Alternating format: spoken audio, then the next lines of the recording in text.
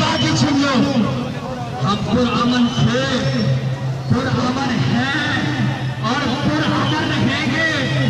और ये कहते हैं कि देखो ये फंडामेंटल हो गए हैं।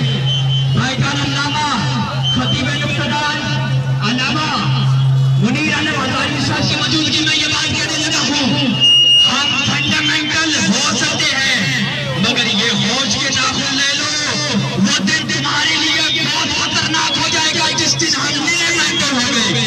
और याद रखना कि हम अपने आने इस्लाम की नामूस के लिए पागल भी हो सकते हैं। और ये बात भी सुन लो कि अगर तुम लोग अभी अगर काम ना आए तो फिर तुम्हारा कुछ भी नहीं रहेगा।